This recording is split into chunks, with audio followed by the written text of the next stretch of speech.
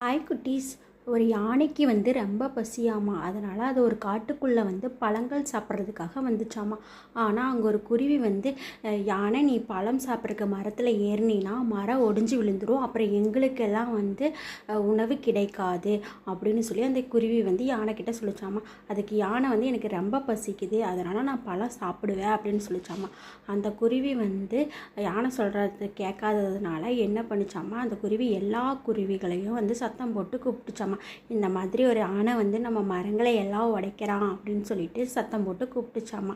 அப்புறம் அந்த யானை ஏறிச்சாமா, சொன்ன பேச்சு கேட்காம. அந்த மரமும் உடஞ்சிருச்சாமா.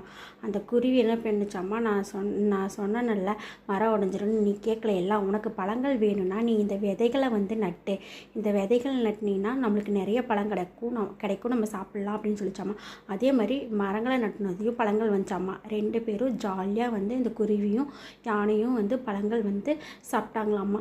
இதிலேருந்து என்ன தெரியுது குட்டீஸ், சின்னவங்க சொல்கிறதையும் நல்ல விஷயமாக இருந்தால் பெரியவங்களும் கேட்கணும் அப்படின்னு சொல்கிறது. இந்த மாதிரி உங்களுக்கு ஸ்டோரிஸ் வேணும்னா என்னோடய சேனலை சப்ஸ்கிரைப் பண்ணி வச்சுக்கோங்க. புது புது ஸ்டோரிஸ் வந்து இந்த சேனலில் வரும்.